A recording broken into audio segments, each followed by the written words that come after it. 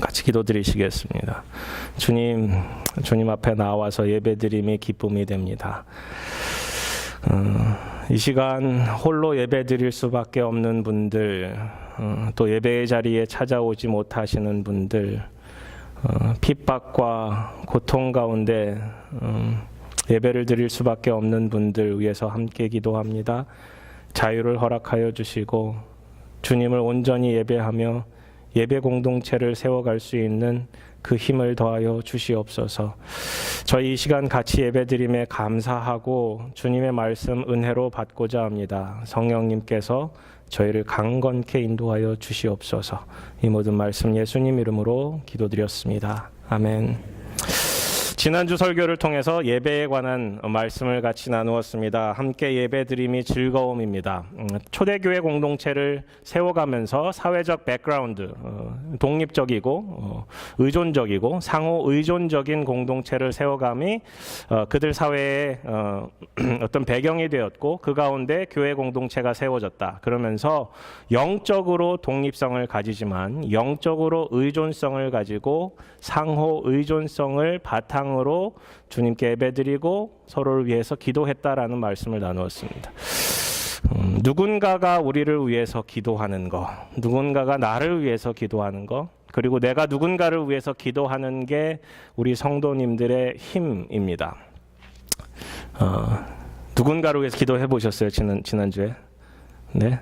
이렇게 좀 반응이 좀 있으면 좋겠어요. 네, 아니요, 이렇게 못했습니다. 네, 누군가를 위해서 기도하는 것이 힘이 돼요. 왜냐하면 누군가가 나를 위해서 기도하기 때문에.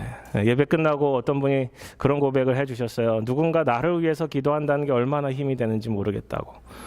아프시고 또 고통 가운데 하나님의 기도의 자리에 잘 나가지 못하는 그 순간에도 누군가 나를 위해서 기도하고 있다는 것이 힘이 되잖아요. 그죠? 자녀들이 혹 엇나가더라도 자녀들은 언젠가는 기억하게 될 거예요. 우리 아버지가, 우리 어머니가 나를 위해서 기도하셨지. 그죠?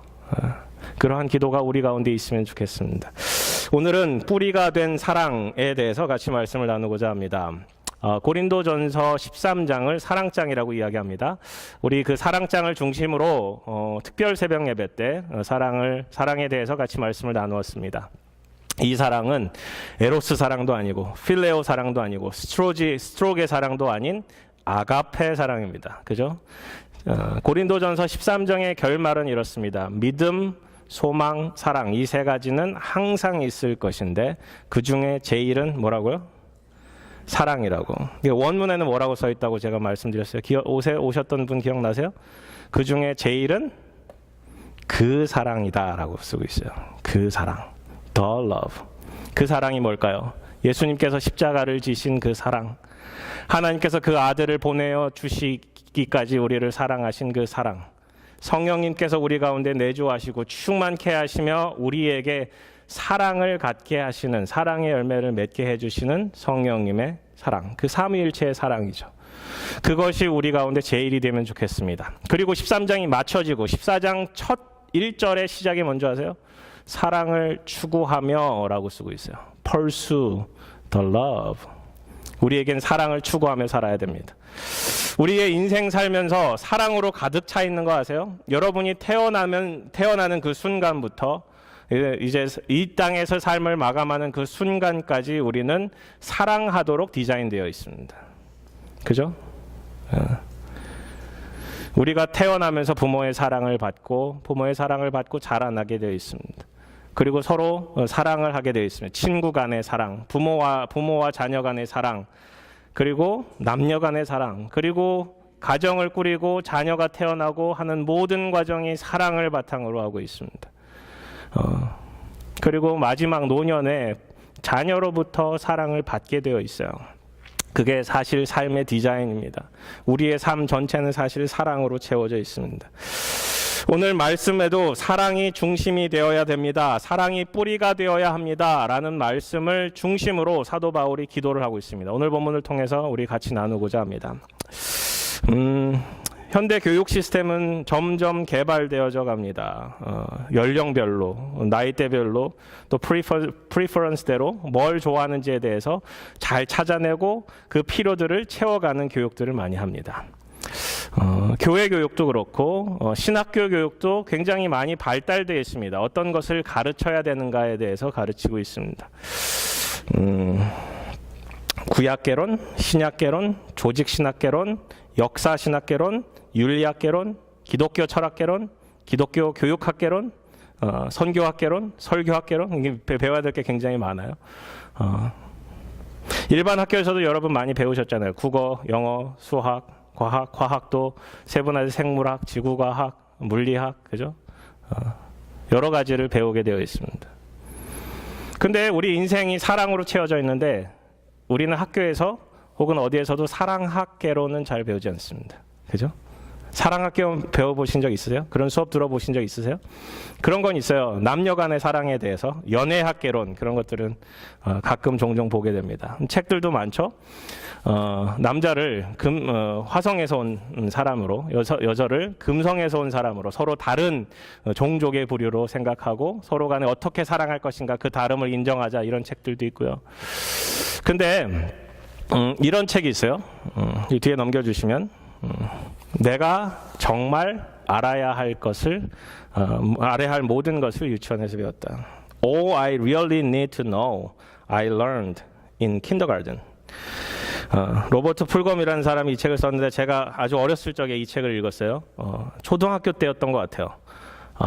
저희 아버지 책 그 도서에 이 책이 꽂혀 있어서 유치원 이 정도면 내가 읽을 수 있겠다. 그리고 집어들었는데 재밌게 읽었어요. 별 내용이 없어요. 뭐라고 쓰고 있냐면, 우리가 진짜 알아야 되는 거는 정말 유치원에서 다 배운 건데 우리가 못하고 있다라는 것들을 리마인드 해주는 거예요. 거기서 가르치는 게 이런 거예요. 물건이 있으면 나누어 가져라. 나누어 쓸 줄 알아라. 공정하게 행동하라. 남 때리지 마라. 사용한 물건은 제자리에 놔라. 자신이 어지럽힌 것은 자신이 치우라. 내 것이 아니면 가져가지 마라. 다른 사람 아프게 했으면 I'm sorry 라고 미안하다고 얘기해라. 음식 먹기 전에 손 씻으라. 균형 잡힌 생활을 해라. 밖에 나가서 차 조심해라. 그리고 쿠키는 따뜻한 쿠키가 맛있고 우유는 차가운 우유가 맛이 있다. 뭐 이런 게 쓰여져 있어요. 굉장히 기본적인 거예요. 생각해 보세요. 우리가 기본을 잘 하고 있는가? 사랑하라라는 말씀은 예수님께도 듣고 성경에도 써 있고 교회에서도 얘기하고 올해 표어가 사랑이 넘치는 교회래요. 말로 하기는 쉬운데 삶으로 하기가 정말 어렵습니다. 제가 사랑에 대해서 설교를 하고 있는 저도 사실 이 사랑에 대해서 굉장히 부족한 사람입니다. 이것을 잘해서 제가 설교를 하는 게 아니라 못하기 때문에 이 설교를 하고 있습니다. 오늘 나눌 말씀은 굉장히 간단합니다. 사랑을 구하며 삽시다. 사랑을 추구하며 삽시다. 정말 킨더가든에서도 배울 수 있는 기본적인 얘기인데 이 기본적인 얘기를 좀 하고자 합니다. 어떤 목사님이 새로 부임해 갔어요. 성도님들이 기대감 갖고 설교를 듣기 시작합니다.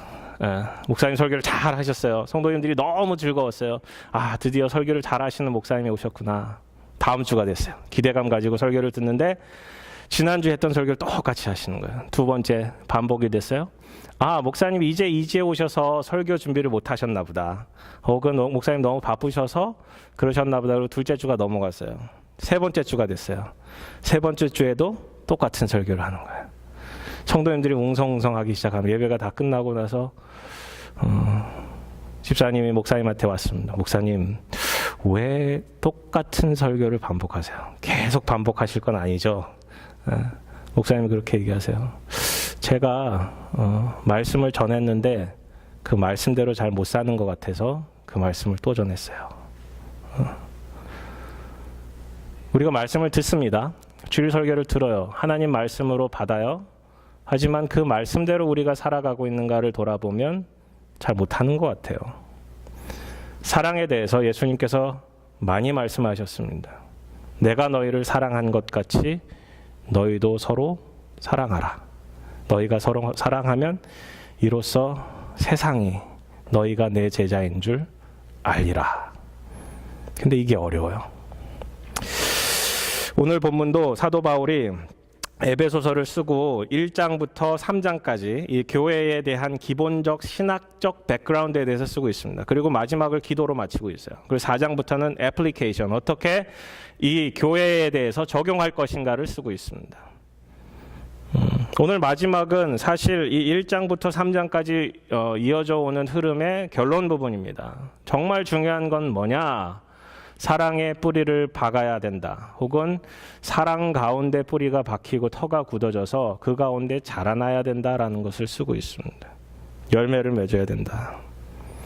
그럼 사랑하며 살기 위해서 무엇을 간구해야 되는가? 무엇을 준비해야 되는가? 오늘 본문을 통해서 같이 나누고자 합니다. 첫 번째, 사랑하며 살기 위해서 성령의 능력으로 속사람을 강건케 해야 합니다. 속사람을 강건케 해야 됩니다. 14절부터 16절까지 다 같이 읽을까요? 시작. 이러므로 내가 하늘과 땅에 있는 각 족속에게 이름을 주신 아버지 앞에 무릎을 꿇고 비노니 그의 영광의 풍성함을 따라 그의 성령으로 말미암아 너희 속사람을 능력으로 강건하게 하시오며. 우리에게는 속사람이 존재합니다. 그리고 겉사람이 존재합니다. 우리가 바라보고 있는 육체는 겉사람이에요. 우리 속에 있는 이너 네이처가 속사람이에요. 믿음이 거하고 사랑이 거하고 성령이 거하고 하나님의 은혜를 받는 것은 사실은 속사람입니다. 우리의 겉사람에게는 사랑이 임할 수 없습니다. 그죠? 우리의 속사람에게만 사랑이 임할 수 있어요. 겉으로 보여주는 모습과 속에 있는 사람의 모습이 다릅니다. 어떤 분은 굉장히 무뚝뚝해 보여요. 굉장히 차갑다. 근데 실제로는 그 속이 따뜻한 사람인 것을 보게 됩니다. 어떤 사람은 굉장히 따뜻해요. 그 행동, 말투 하나하나가 굉장히 따뜻한 사람도 있습니다.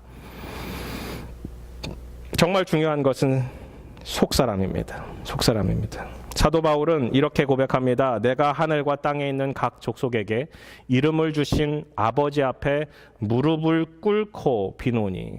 무릎을 꿇는다는 것은 간절한 하나님에 대한 간구의 표현입니다. 최선을 다해 에베소 교회를 위해서 간구하는데 그의 영광, 하나님의 영광의 풍성함을 따라 그의 성령으로 말미암아 너희 속사람을 능력으로 강건하게 하기를 기도한다라는 것입니다. 기도한다. 어떻게 우리가 속사람이 강건해질 수 있을까요? 첫 번째, 기도로 강건해집니다. 기도로 강건해집니다. 하나님의 위대함과 하나님의 광대함과 하나님의 무소부재하심과 하나님의 주권과 하나님의 소유하심과 하나님의 능력과 하나님의 영광을 이 짧은 문장, 내가 하늘과 땅에 있는 각 족속에게 이름을 주신 아버지 앞에 무릎을 꿇고 비노니, 이 짧은 문장에 드러나 있어요. 하늘, 땅, 각 족속, 이름을 주신 그 주권자이신 하나님의 영광을 내가 드러내기를 원한다라는 거예요. 사도 바울의 기도입니다. 사도 바울이 그 속사람이 강건해지기를 기도합니다. 속사람이 강해져야 됩니다.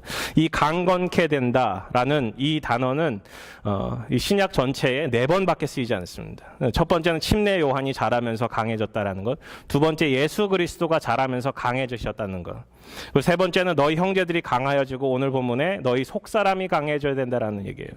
근데 이 단어의 한 측면에 보면은 강해진다는 것이 우리의 속을 비운다라는 것을 포함하고 있어요.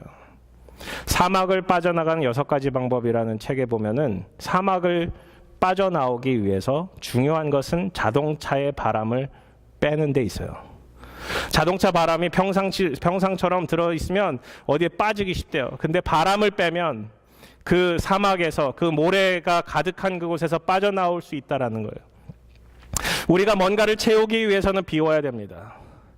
예수님께서 우리 가운데 오셨을 때 하늘 보좌 권세를 모두 다 버리고 자신을 비우고 종의 형체를 가지셔서 이 땅에 오셨다라고 빌립보서는 이야기해주고 있어요. 우리를 비워야 됩니다. 기도하는 게 뭔지 아세요? 기도라는 게 뭐냐면 우리의 것을 하나님께 올려드리는 것뿐만 아니라 하나님의 것들로 우리를 채워가는 거예요. 그러면 내가 갖고 있는 기도 제목이 하나님의 뜻에 맞는가 안 맞는가를 확인해가는 작업이 기도예요. 그러면 내 것을 하나 둘씩 내려놓고 하나님의 소원하심으로 채워가게 되어 있습니다. 사도 바울은 우리 속사람이 강건해지기를 기도한다라고 쓰고 있어요. 강해지기 위해서 내 마음을 잘 다스려야 됩니다. 내 마음이 원하는 바가 무엇인지 명확히 해야 됩니다. 무릇 지킬 만한 것보다 더욱 내 마음을 지키라. 생명의 근원이 이에서 난다라고 잠언은 이야기해 주고 있어요. 생명의 근원이 마음에 있기 때문에 그 inner nature, 그것을 위해서 기도해야 합니다. 우리는 누구입니까? 우리는 에베소서 2장 2절에 보면은 이 세상 풍조를 따르고 공중의 권세 잡은 자를 따랐으니 불순종의 아들들 가운데 역사하는 영에 사로잡힌 사람들이었어요. 전에는 우리도 다 그와 같아서 우리의 육체의 욕심을 따라 지내며 육체와 마음에 원하는 것을 하여 다른 이들과 같이 본질상 진노의 자녀였어요. 육체와 이 겉사람과 내가 원하는 바대로 하고자 하는 본질상 진노의 자녀였다는 거예요. 그것을 주님께서 구원해 주셨어요.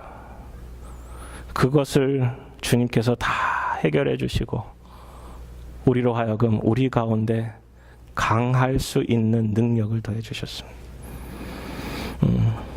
육체의 욕심, 육체와 마음에 원하는 것을 하는 본질상 잔호에서 벗어나 우리의 연약함을 구해야 돼요. 우리의 연약함을 주님께 내어드리고 주님으로부터 채워짐을 경험해야 합니다. 주님 앞에 기도하면 기도할수록 무릎 꿇고 기도하고 있는 이 사도 바울의 고백처럼 내가 내 속이 연약합니다라는 고백밖에 나오지 않아요.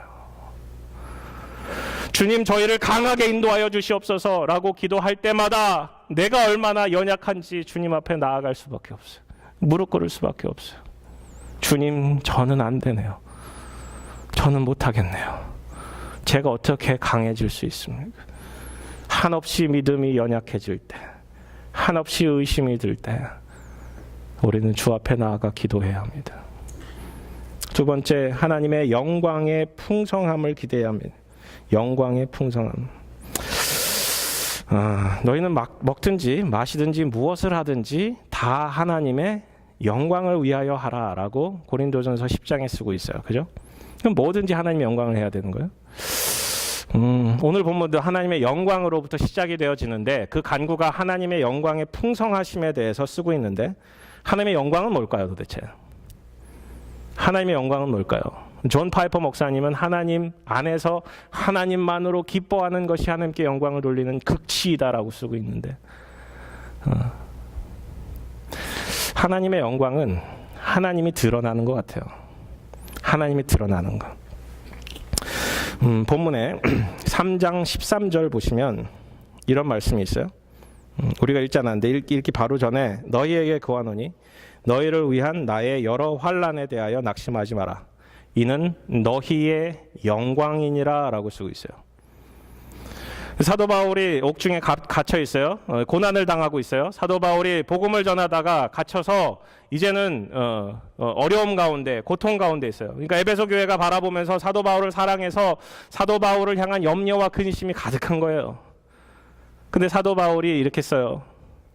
나를 위한 염려, 그게 아니라 너희에게 영광이 될 것이다. 왜?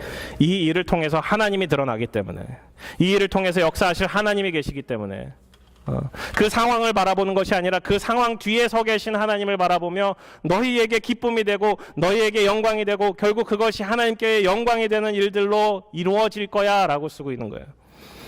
지난 금요일 날 골수보로에 저희 몇 분이 같이 갔다 왔어요. 우리 몇 주 전에 남성 중창 했던 거 기억나세요? 괜찮았어요? 네? 네?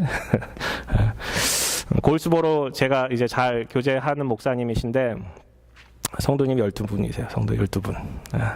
12제자를 양성한다 하고 목회하시지만 지역적으로 한인이 많지 않고 좀 어려운 가운데 계셨어요. 근데 교회가 30년이 됐는데 30주년 기념 부흥회를 했으면 좋겠는데 이게 과연 가능할까? 이분이 고민을 하다가 어떤 목사님 알게 돼서 목사님 혹시 저희 교회 부흥회 하러 오실 수 있으세요? 근데 목사님이 흔쾌히 승낙하신 거예요. 목사님 저희 교회 12명밖에 안 돼요. 네, 목사님이 걱정하지 말라고. 그래서 오셨어요. 부흥회를 했는데 잘 아는 목사님이니까 친하게 지내는 목사님 제가 좀 같이 그 부흥회 섬겼으면 좋겠어요. 저희 교회 중창당 있는데 혹시 가실 수 있는 분들 같이 여쭤봐서 같이 가서 저희 함께 하나님께 찬양했으면 좋겠습니다. 그래서 금요일 날 몇 분이 같이 연습해가지고 가서 찬양하고 왔어요.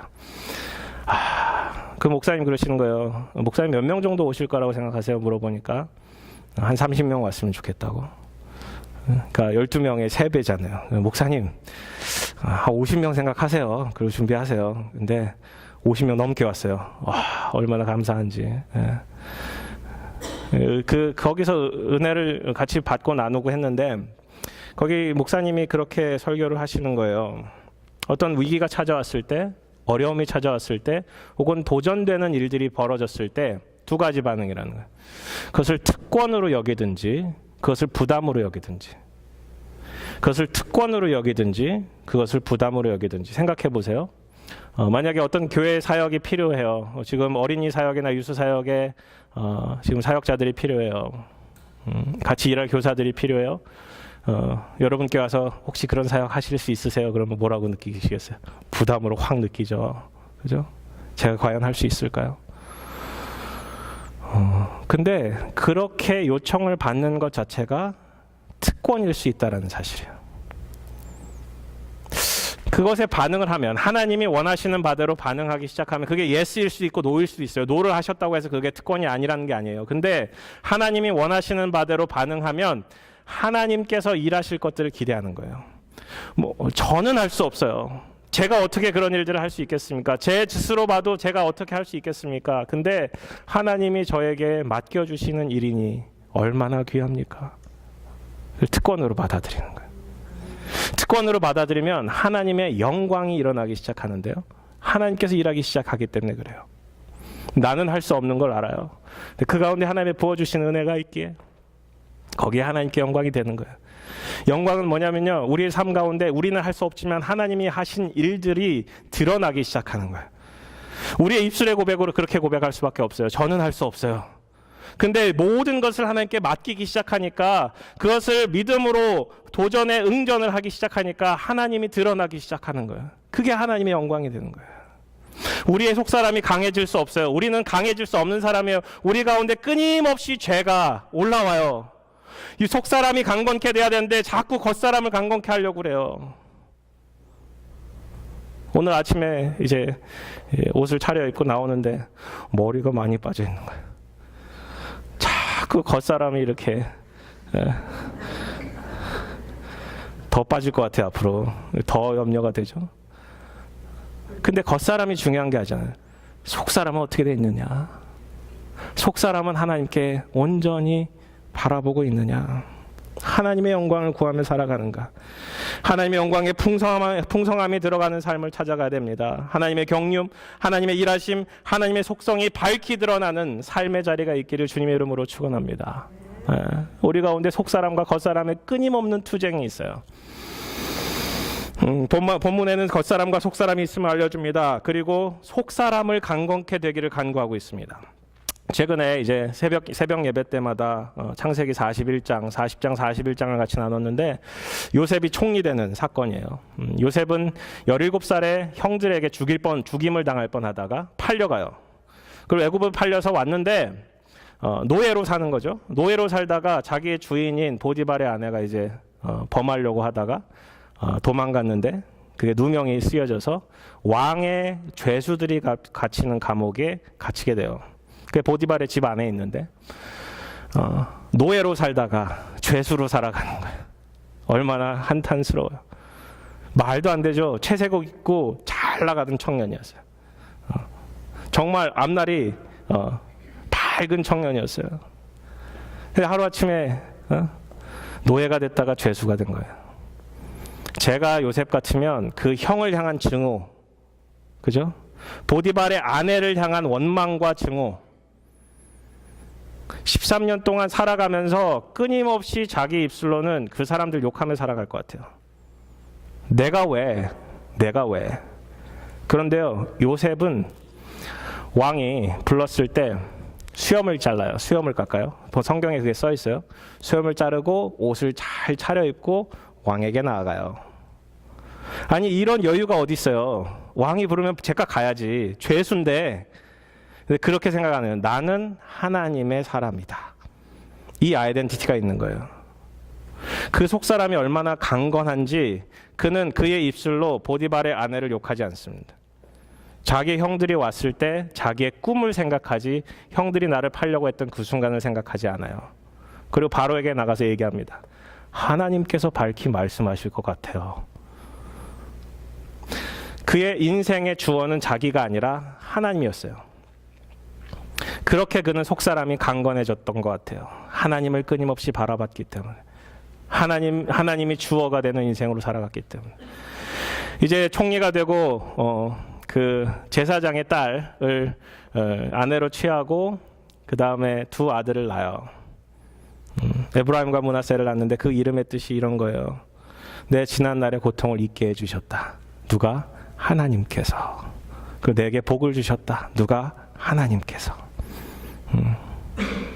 끊임없이 하나님이 주어가 되는 인생, 하나님이 주체가 되는 인생, 그 사람은 속사람이 강건한 사람입니다.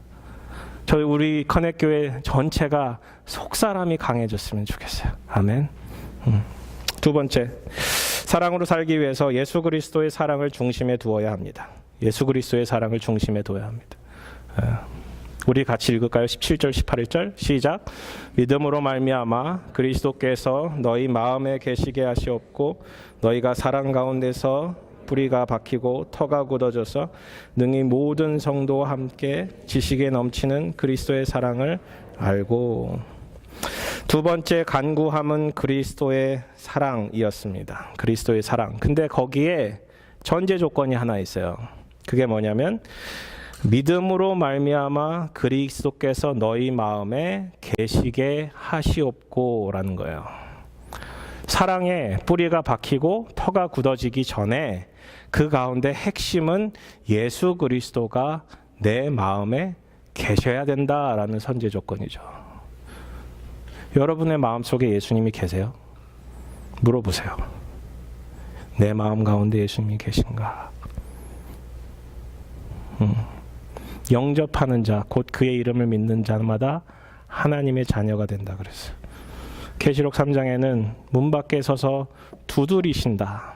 너희가 문을 열면 내가 그로 더불어 먹고 그는 나로 더불어 먹는다라고 말씀하세요. 마음을 여셔야 돼요. 예수 그리스도께서 하나님의 아들이시고 이 세상의 모든 죄를 지시기 위해서 십자가에 지시고 십자가에서 돌아가시고 사흘 만에 부활하셨다라는 이 역사적인 사실을 마음속에 받아들이셔야 합니다. 근데 오늘 본문은 사실 에베소 교회를 향한 편지예요. 그죠? 에베소 교회 밖에 있는 사람이 아니라 안 믿는 사람들이 아니라 에베소 교회에 대한 편지예요. 그렇기에 그리스도께서 내 마음에 계시게 하시옵고가 아니고 사실 그리스도가 마음의 중심에 계시게 하시옵고라는 말씀이라는 거예요. 내 마음 중심 가운데 예수님이 계신가? 이 말은 내 삶의 주권이 정말 예수님께 있는가라는 거예요. 이게 선행되어야 합니다. 이게 선행되어야 합니다. 에베소서 2장 말씀에 이런 말씀이 있어요. 긍휼이 풍성하신 하나님의 우리를 사랑하신 그 큰 사랑을 인하여 허물로 죽은 우리를 그리스도와 함께 살리셨고 또 함께 일으키사 그리스도 예수 안에서 함께 하늘에 앉히시니 우리를 살리시고 우리를 하늘에 앉히실 것인데 그 근원이 하나님이 우리를 사랑하신 그 큰 사랑으로 인한 것이다라는 거예요. 사실 믿음을 이제 밑으로 들어가다 보면 그 밑에는 사랑이 있어요. 믿음의 근원은 하나님의 사랑이에요. 하나님께서 그 아들을 우리에게 보내주신 그 사랑, 예수님께서 십자가를 지신 그 사랑, 성령님께서 우리에게 주신 성령의 열매인 그 사랑, 하나님의 본질인 그 사랑, 하나님이 사랑이시다라고 고백하는 그 요한 1서의 말씀처럼 믿음의 근원은 사랑이라는 거예요. 그렇기에 믿음이 있어야 돼요. 믿음이 있는가, 그리스도가 계신가를 확인해야 됩니다. 두 번째, 사랑 가운데 뿌리가 박히고 터가 굳어져야 합니다. 뿌리가 박힌다라는 것은 그 중심이 근원이, 뿌리의 핵심이 사랑인가요? 우리 인생의 핵심이 사랑에 있는가? 아니면 나 자신인가? 어떤 분들은 자존심이 굉장히 세신 분이 계세요. 자존심. 나라는 울타리가 거기 안에 둘러져 있는 거예요. 그러니까 나를 공격해오는 모든 것에 대해서 내가 방어하는 거예요. 디펜스 모드로 가는 거예요. 디펜시브 모드로 가는 거예요. 중심에 그 사랑이라는 거예요. 사랑이 우리 가운데 뿌리가 박히고 터가 굳어져야 되는 그 핵심이, 그 중심이 사랑이어야 된다. 이 사랑은 아가페 사랑이에요. 하나님의 신적 사랑이에요. 하나님께서 우리를 사랑하신 그 사랑이에요. 그 사랑 가운데 뿌리가 박히고 터가 굳어져야 된다는 거예요. 건물을 지을 때 가장 중요한 것이 기초공사입니다. 그죠? 바닥공사를 잘 해야 건물이 잘 올라가요. 근데 현대 이제 건축 기술들을 보니까 이제 가끔 싱크홀도 생기고요. 삼풍백화점 같은 사건도, 성수대교 같은 사건들도 일어나잖아요. 건물이 팍팍 넘어져요. 그러니까 터가 잘 굳어져야 된다는 거예요. 나무를 생각해 보세요. 좋은 땅 위에 뿌리가 잘 박히고 잘 자라는 나무와 뿌리가 밖으로 다 나와 있고 병들어 있고 좋은 땅도 아니고 바위도 있어서 잘 자라지 못하는 나무, 어떤 열매가 더 좋겠어요? 오늘 본문은 그걸 얘기하고 있는 거예요. 아름다운 나무처럼 그 핵심에 뿌리가 잘 박혀야 되는데 그 핵심은 사랑이다. 사랑이다. 우리 사람의 근원은 사랑이어야 합니다. 아까 말씀드렸듯이 사랑으로 태어나고 사랑으로 자라나고 사랑해서 가정을 꾸리고 사랑해서 살아가고 사랑으로 죽는 것이 인생이라는 거예요. 하나님의 디자인입니다. 그 가운데 우리가 배워야 될 진짜 사랑은 하나님의 사랑, 예수 십자가의 사랑이라는 것이죠. 사랑으로 살기 위해서 마음속에 사랑을 두어야 됩니다. 그리고 세 번째로 모든 성도와 함께 지식에 넘치는 그리스도의 사랑을 알아야 된다는, 지식을 뛰어넘는 그리스도의 사랑으로 중심에 서야 된다는 거예요. 이게 영어 성경으로 본문을 읽으셔야 돼요. 한글 성경으로 읽으시면 좀 헷갈릴 수가 있어요. 그러니까 사랑에 넘친다 그러는 거는 지식에 넘치는 사랑이라는 거는 지식 가운데 그게 사랑으로 넘쳐지는 게 아니고 surpass 한다는 거예요. 지식을 뛰어넘는 사랑이 있다라는 거예요. 지식이 이만큼이면 지식을 커버링하는 사랑이 더 크다라는 거예요. 이따 나누겠지만 사랑이 무한 unlimited 사랑이에요. 그냥 limited 사랑이 아니고 unlimited 사랑. 그게 신적 사랑이에요. 그렇기 때문에 지식에 넘치는 그리스도의 사랑을 알아야 된다라는 거예요. 우리의 지식을 초월한다는 의미입니다. 설패스한다라는 거예요. 결국 그리스도를 아는 지식이 사랑으로부터 비롯되고 사랑으로 그것을 뛰어넘어야 된다라는 것인데, 폴크스라는 성경학자는 이렇게 얘기해요. 오늘 본문의 이 말씀을 진리는, 하나님의 말씀은 고립된 개인에 의해 파악될 수 없다. 하나님의 지식은, 하나님의 진리는 고립된 한 사람 홀로 하나님과 만남으로 파악될 수 없다. 모든 성도와 더불어 있음으로 파악될 수 있다. 즉 교회 공동체가 필요하다는 거예요. 본문에 말하는 지식의 내용 자체가 사랑이기 때문이다. 지식에 넘치는 그 사랑이라는 것이 결국은 우리의 제한이 아니라, 우리가 갖고 있는 그 생각이 아니라, 마음이 아니라 그 사랑 자체라는 거예요. 사랑에 대한 지식이라는 거예요. 교회가 세워감도 에베소서 4장 16절에 이렇게 쓰고 있어요. 그 몸을 자라게 하며 사랑 안에서 스스로 세운다. 사랑 안에서 스스로 세운다. 결국 우리가 사랑할 수 없는 조건에서 사랑하는 것이 그리스도의 사랑입니다. 성도의 사랑은 결국 그리스도의 사랑을 우리 삶 가운데 10,000분의 1이라도 실천하는 것입니다. 그리스도의 사랑은 우리의 상상을 뛰어넘습니다. 우리의 예수님의 이해하심과 예수님의 용납하심과 예수님의 용서하심과 예수님의 안아주심과 예수님의 친절하심과 예수님께서 함께하여 주심이 우리의 생각, 우리의 지식, 우리가 갖고 있는 것을 뛰어넘는다라는 거예요. 그렇게 예수님께서 우리를 사랑하신 것 같이 우리도 서로 사랑할 수 있습니다. 여러분의 삶의 중심에 그리스도의 사랑이 계십니까? 지식을 추구하기보다 사랑을 추구하며 삽시다. 세 번째, 마지막이에요. 사랑으로 살기 위해서 하나님으로 충만케 되어 사랑으로 넘치게 됩니다. 19절부터 21절까지 같이 읽을게요. 시작. 그 너비와 길이와 높이와 깊이가 어떠함을 깨달아 하나님의 모든 충만하신 것으로 너희에게 충만하게 하시기를 구하노라. 우리 가운데서 역사하시는 능력대로 우리가 구하거나 생각하는 모든 것에 더 넘치도록 능히 하시리에게 교회 안에서와 그리스도 예수 안에서 영광이 대대로 영원 무궁하기를 원하노라. 아멘. 영어 성경과 한글 성경 번역이 좀 달라요. 근데 그 너비와 길이와 높이와 깊이가 사실 먼저 나오고 사랑이 뒤에 나오는데 그 너비, 길이, 높이, 깊이를 깨달아 하나님의 모든 충만하신 것으로 너에게 충만하시를 간구한다라는 거예요. 어떤 성경학자는 그 너비, 그 길이, 그 높이, 그 깊이가 무엇인지에 대해서 그리스도의 교회일 수도 있고 성전일 수 있고 하나님의 속성일 수 있고 하나님의 사랑일 수 있고 그리스도의 사랑일 수 있다라고 쓰고 있어요. 근데 한글 성경을 보면 그 길이, 높이, 그 깊이, 넓이 이게 사랑이라는 것을 알 수 있어요. 근데 이게 본문 자체가 위치해 있는 게 에베소서 마지막에 위치해 있기 때문에 에베소서 3장 마지막에 위치해 있기 때문에 1장, 2장, 3장에 있는 모든 것들을 받아들일 수 있어요. 그 깊이, 높이, 길이, 너비 이것을. 오늘 본문은 사실 사랑을 이야기한다라고 보는 것이 가장 합당합니다. 먼저 하나님의 충만하신 것으로 우리에게 충만한 것을 구합니다. 하나님의 충만하신 것으로 우리에게 충만할 것을 간구합니다. 지난주에 말씀을 나누며 예수님으로 우리 충만합시다 말씀 나눴어요. 우리의 삶을 하나님으로 채워야 합니다. 하나님의 충만하신 것으로 우리를 충만하게 채워야 됩니다. 하나님은 제한이 없으세요. 그 제한 없으신 하나님의 속성이 우리 가운데 그대로 경험되어지고 들어와야 된다는 거예요. 하나님의 어떤 부분이 내가 좋아서 그것만 받아들이는 것이 아니라 하나님의 영으로 충만케 되는 거예요. 에베소서 5장은 얘기합니다. 술 취하지 마라. 이는 방탕한 것이니 오직 성령의 충만함을 받으라. 하나님의 충만하신 것으로 너희가 충만하기를 간구하는데 그 충만하심 뭐냐? 하나님의 영으로 우리를 가득 채우는 거예요. 아까 요셉 얘기했는데 요셉이 왕 앞에 나가요. 바로 앞에 나가서 그 꿈을 해석해줘요. 바로가 뭐라는 줄 아세요?